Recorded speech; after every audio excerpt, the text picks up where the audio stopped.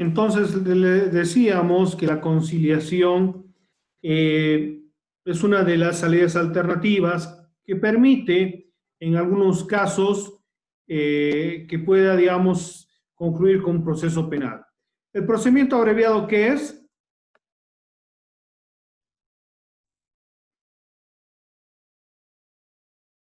Es cuando acepta el grado de culpabilidad y para la reducción de la pena. Cuando el imputado admite la comisión del ilícito, ¿ya? Que tiene que ser de manera voluntaria y de manera escrita, se presenta ante el fiscal. Y justamente para que un poco, digamos, pedir la reducción de la pena, pero principalmente por economía procesal para acortar el procedimiento, ¿no? Ahí, lógicamente, se va a buscar una sentencia corta y rápida, para evitar, digamos, un proceso engorroso que normalmente tarda 1 año, 2 años, un proceso penal, ¿ya? Suspensión condicional del proceso, ¿qué es?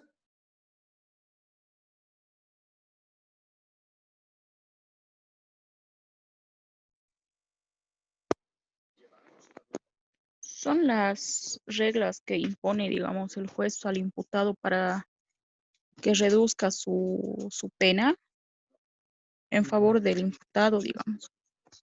No. Como dice su nombre, ¿ya?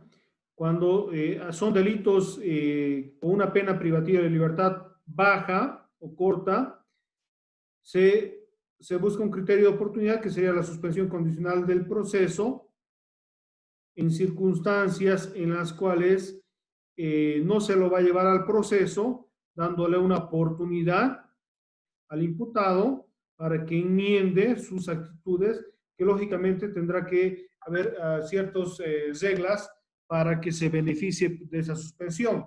Y esta suspensión tendrá que establecer un tiempo determinado para la supervisión del imputado, que no podrá ser máxima o mayor al tiempo que podría haber cumplido su condena. Puede ser de 6 meses, de 1 año, dependiendo, ¿no? Del delito que haya cometido. Y el sobreseimiento es lo que decíamos que es cuando el imputado no, no se encuentra elementos suficientes para acreditar su culpabilidad. Vamos a ver el artículo 325. A ver, por favor. Ah, no, estamos terminando el 323, perdón. No habíamos terminado. Habíamos leído el numeral 1, ahora el numeral 2. Requerirá ante el juez de instrucción la suspensión condicional del proceso, la aplicación de un procedimiento abreviado, de un criterio de oportunidad o se promueva la conciliación, ¿no? Numeral 3. Decretará de manera fundamentada, es decir, debidamente justificada, ¿no? Tanto en hechos como en fundamentación de derecho, que va a buscar un sobreseimiento. Cuando se resuelve evidente que el hecho no existió, es importante señalar que el delito no existió. En el caso, por ejemplo, de una violación que es inventada, que no ha habido violación, entonces en este caso se dictará un sobreseimiento, que no constituyó delito, que en el caso obviamente no hay delito. Por ejemplo, del caso de violación vamos a ir señalando un sobreseimiento. En el caso de la violación, dice que el delito no existió. ¿Cómo podríamos hablar de un caso? Aquí vamos a poner violación. ¿Cómo podría ser de que no existió la violación? ¿No ha habido penetración? Exactamente, no ha habido acceso carnal. ¿Ya? Y no ha habido ningún tipo de contacto. Entonces, en ese caso, habrá un examen médico forense a la víctima que ha denunciado y se podrá determinar, ¿no?, que no ha habido acceso carnal, ni vía vaginal, ni vía anal. Entonces, listo. Se podría llegar a un sobreseimiento porque no existió el delito. 2, dice que no constituye delito.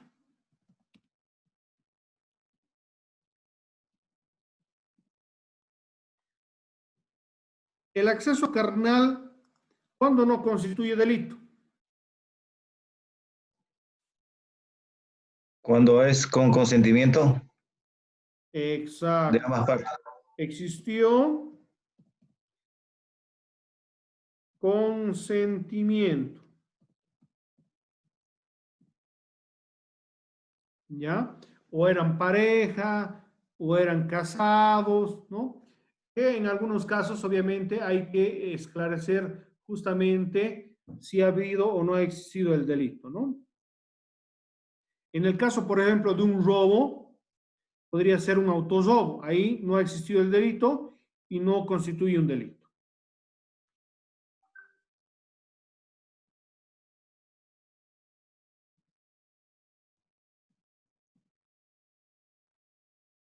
¿Ya?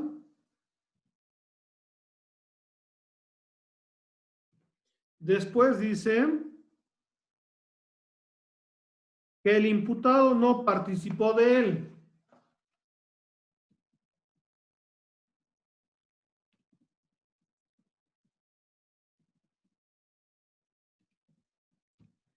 Entonces, que el imputado no ha podido participar en el delito. Por ejemplo, si la violación se ha realizado en Cochabamba y el imputado se encontraba ese día en la ciudad de La Paz, en la ciudad de Santa Cruz, que no estaba físicamente en el lugar de los hechos. ¿Ya?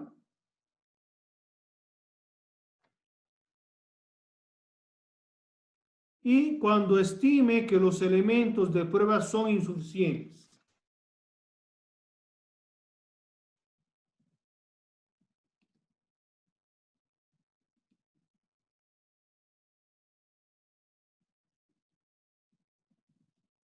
Entonces, en esas 4 circunstancias corresponde un sobreseimiento.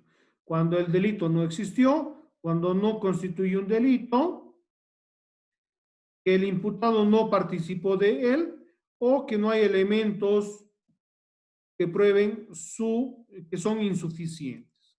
¿Ya? Doctor, Claro. doctor, una consulta. ¿Sí? La situación que, por ejemplo, bueno, hablando de una persona adulta ya, ¿no? Mayor de edad, la violación. El individuo, bueno, ha habido penetración, pero no ha sido él, digamos, ¿no? Estamos suponiendo, estamos especulando. Uh-huh. Y ella quiere hacerle creer, digamos, ¿no? Pero ha habido, seguramente ha debido tener con otro y demás cuestiones, pero eh, se va a un examen y evidentemente se verifica que ha habido una penetración.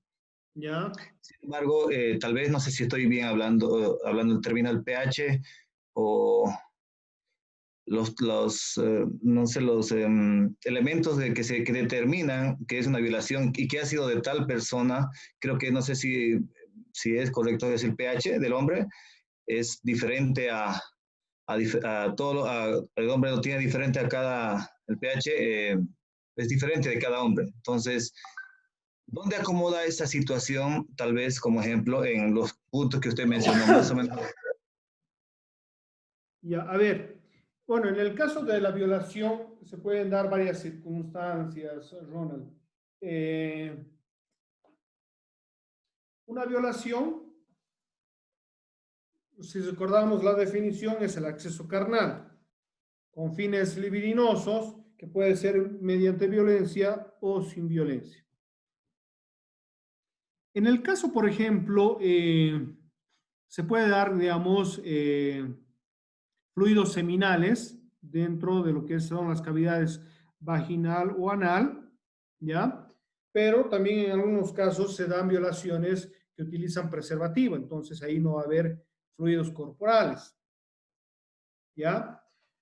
En el examen médico forense, lo que van a hacer es examinar a la víctima y determinar si ha tenido acceso carnal o no, si ha habido penetración o no, la vía anal o vía vaginal. ¿Por qué? Porque el médico forense va a determinar si hay lesiones internas en el conducto vaginal o en el ano, que obviamente van a ser claros y propios de lo que va a ser la violación. ¿Ya? Aún ahí, por ejemplo, se pueden sacar otros elementos, que es vello púbico, ¿no? Heridas defensivas, etc. Pero, por ejemplo, cuando estamos hablando del sobreseimiento, ¿ya? Para determinar que el delito no existió, ahí tendríamos que ver, digamos, que no ha habido acceso carnal. Pero en nuestros, tendríamos que ver, digamos, que la víctima sea virgen. En estos momentos y en el tiempo que vivimos es muy difícil esa situación. Entonces, ¿qué va a decir el examen médico forense? Que va a decir que existe una ruptura del himen de data antigua, que no necesariamente va a señalar de que ha sido violación, sino que esta señorita ha tenido relaciones sexuales, simplemente. Ahora, pero si no hay heridas o lesiones que son propios de la violación, ahí se va a poder determinar que no ha habido violación, ¿ya? Que no existió el delito.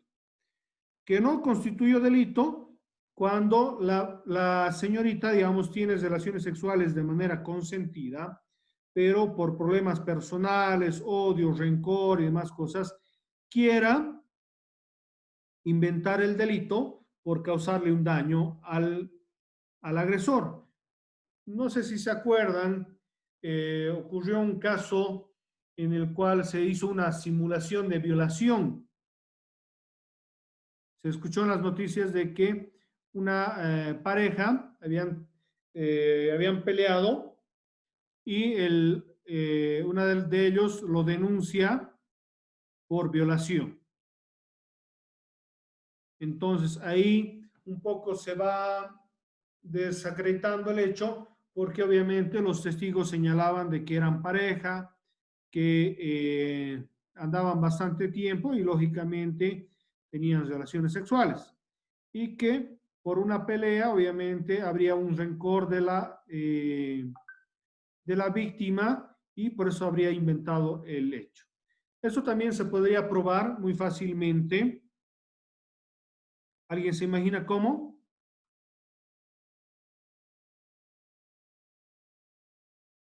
Mediante un examen pericial psicológico, el cual va a hacer un psicólogo, va a hacer un análisis de la víctima para determinar si realmente ha sufrido una violación o no, porque al ser una violación es un hecho bastante traumático, que obviamente le va a dejar secuelas tanto visibles como internas, ¿no? En el ámbito psicológico, quiero decir. Entonces, el psicólogo perito podrá hacer esta investigación y podrá determinar que si esta víctima ha sufrido o no ha sufrido una violación. ¿Me dejo entender? Sí, doctor, está más claro. ¿Ya? Cuando el imputado no participó de él, puede ocurrir, lógicamente, que esta persona no se encontraba en la escena del crimen o hay, digamos, pruebas de que se encontraba en otro lugar y con testigos, ¿no? Puede haber, por ejemplo, usted, Ronald, le pueden sindicar por el delito de violación, pero usted demuestra de que el día y hora señalados usted se encontraba con su enamorada, con sus familiares, en una reunión en la casa de un vecino. Listo. Entonces ahí va a tener testigos quienes van a ir a declarar y decir, Ronald no pudo ser, ¿por qué? Porque ese día, esa hora, desde las 10 de la mañana hasta las 11 de la noche, se encontraba en la casa de fulano en una reunión social. Entonces ahí obviamente vamos a poder acreditar ese extremo. ¿Ya? Y elementos de prueba son insuficientes cuando ni con las pruebas documentales, testificales ni periciales podemos relacionar al imputado con el hecho ilícito. ¿Ya? Entonces, ¿está más claro lo que dice el artículo 233, 223, con lo que son los actos conclusivos en el numeral 3, lo que sería el requerimiento conclusivo de sobreseimiento?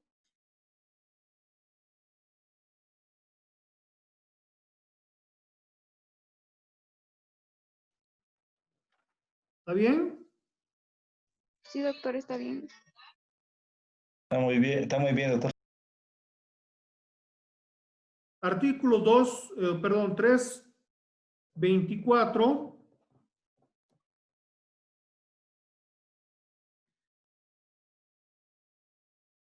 Aquí vamos a ponerlo, me había comido.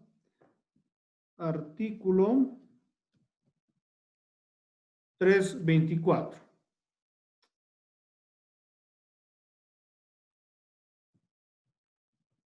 Ya.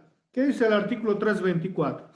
Esta impugnación, ese sobreseimiento puede ser impugnado en virtud del artículo 324.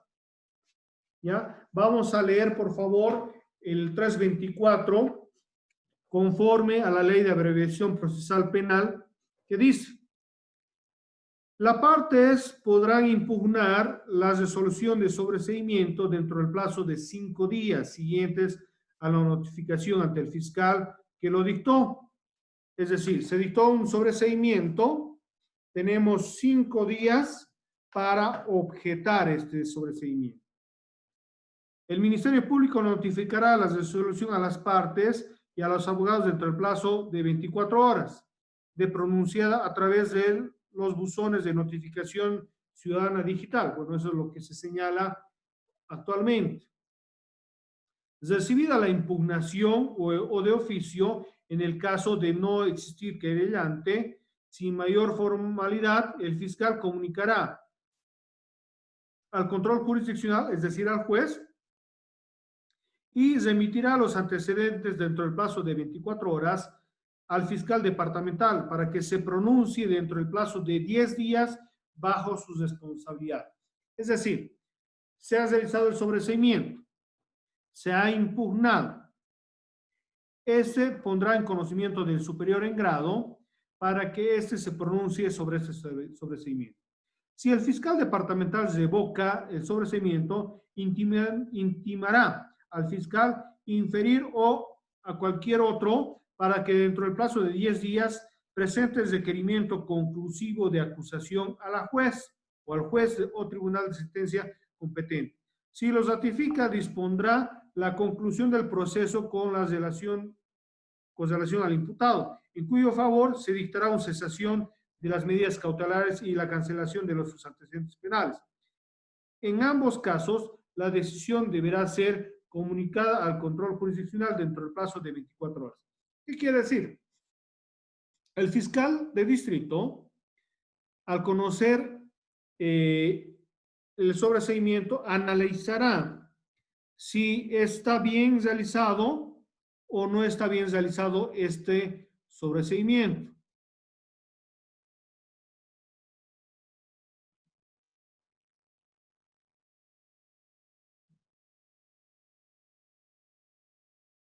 ¿Ya? Si está de acuerdo, comunicará al juez correspondiente y en el caso que no esté de acuerdo, intimará al fiscal para que éste acuse. En esa circunstancia continuará el proceso penal, ¿no?, en contra del imputado, debiendo obviamente acusar. El sobreseimiento no impugnado o el ratificado impedirá un nuevo proceso penal por el mismo hecho, sin perjuicio de que la víctima reclame el resarcimiento del daño en la vía civil, salvo que el sobreseimiento se funde en la existencia del hecho o en la participación del imputado. En esas circunstancias, lógicamente, estaría claramente establecido sobre lo que sería la impugnación.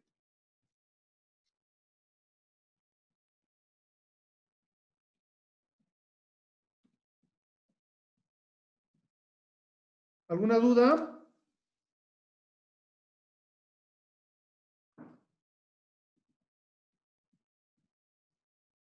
¿Alguna duda, por favor?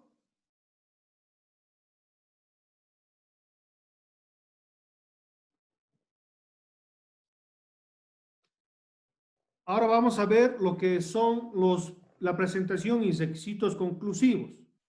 Por si acaso, no sé si alguno no se ha dado cuenta, ¿ya? Tienen que tener el Código de Procedimiento Penal actualizado con las modificaciones de la Ley 1173 y la 1226, que es la ley que va a modificar tanto el Código como la Ley de Abreviación Procesal Penal. ¿Tienen así? Doc, la primera cual dijo 11. Tienen que tener el Código de Procedimiento Penal, ¿verdad? Sí, sí. ¿Ya? Y tienen que tener la Ley 1173. Ah, ese sí, está bien, Doc. Y a esta Ley 1173 modifica otra ley que es la 1226. Entonces, esas tres leyes tienen que tener cada uno de ustedes para hacer seguimiento a lo que vamos a ir avanzando. ¿Ya? ¿Alguna duda, alguna pregunta, por favor? Entendido, doctor. Ya. ¿Preguntas, dudas?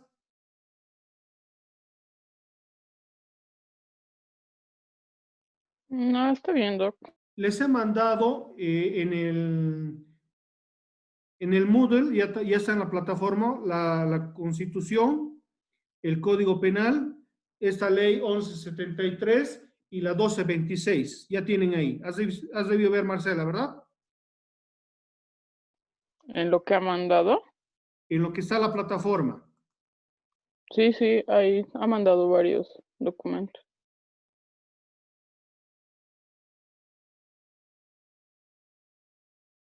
Ya. Entonces, Esito, por favor, yo voy a tratar de actualizarlo, la plataforma, con todos los videos para que lo vayamos a revisar. ¿Alguna duda, alguna pregunta respecto a lo que hemos visto el día de hoy?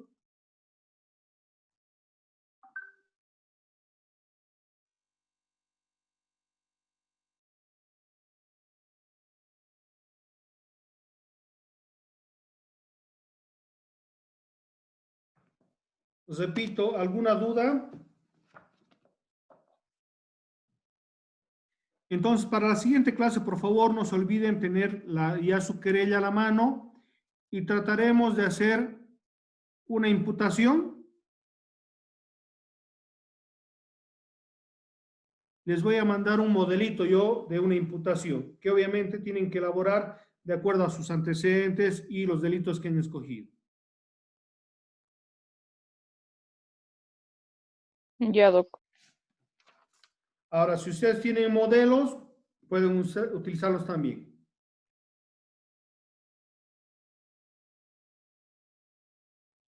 Doc, para estos memoriales que vamos a hacer, la anterior nos dijo que teníamos que poner nuestro nombre al principio, donde están los datos generales Como de... querellante, como Sí. imputado.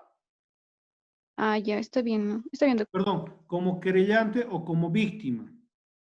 En Ok. el caso de denuncia y querella. Ya en la imputación, obviamente, como en la querella ya han colocado un nombre de un acusado, esos mismos datos van a utilizar, ¿ya? O sea, vamos a dar continuidad a todos los actos prácticas que vamos haciendo, denuncia, querella, imputación, acusación, sobreseimiento, vamos a utilizar a las mismas personas. Por eso, ustedes están haciendo una historia y en virtud de esa historia van a ir armando todas las actuaciones, ¿ya? Sí, está bien, Doc. Ya, Gracias. Doc. No se olvide mandarnos, Doc, por favor. Sí, yo ahorita voy a buscarlo y les mando, ¿ya? Entendido, doctor. ¿Alguna duda?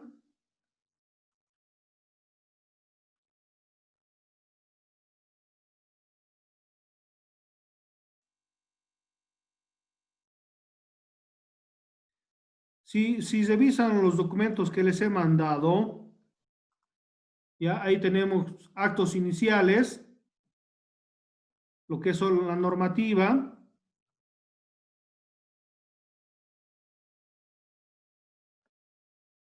Por favor, van a revisar, no me acuerdo si ya lo actualicé con las modificaciones de la ley 1173 y la 1226, pero por lo menos, digamos, les va a servir como una guía. Ahí van a revisar la 1173 y la 1226 para ver si es que, digamos, algo más faltaría modificar, ¿ya? Ahí Está bien. ¿sí? En la plataforma está, Doc, dice y ley, la que dijo la 1173. Exactamente. Eso pueden imprimirse. Ahí tienen que ir revisando todos los documentos que les he mandado, ¿ya?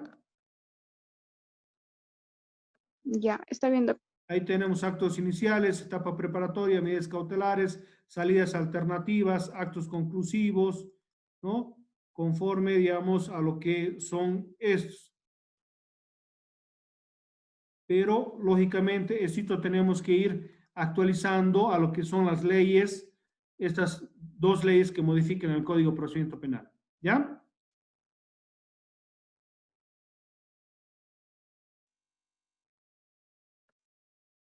¿Alguna duda, alguna pregunta para ir cerrando la clase del día de hoy?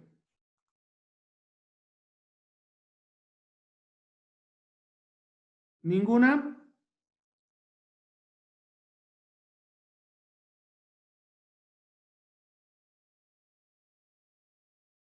Bueno, entonces estaríamos dando por concluido. Muy buenas noches. Vayan elaborando, ya saben, por favor, su acusación, o perdón, su querella, los que faltan. Solo me ha presentado Edwin, ¿no? Los demás tienen que elaborar. Y la imputación y la acusación. Los tres documentos tendrían que hacer. Ya les voy a mandar Doc, modelos de imputación y de acusación.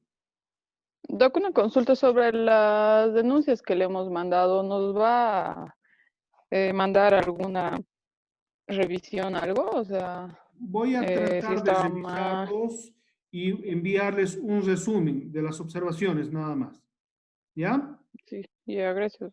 Listo. Sí, Bueno, que porque tengan muy buenas noches. ¿Sí? Doc, yo en mi trabajo, o sea, a lo que igual le he hecho indicar es que ella no había sido denuncia lo que le he mandado. Ya no hay problema. Entonces tú Sí, tendrías Doc. que mandarme una denuncia. ¿Ya? Sí, exacto. El mío también fue querella, Doc. Denuncias le mando, ¿no? Sí. Bueno, Ya, Doc. Positivo, Doc. buenas noches. Que tengan buen fin de semana. Hasta luego, Doc. Hasta Buenas luego. noches, doctor. Buenas Buenas noches. noches, Doc. Hasta luego. Buenas noches.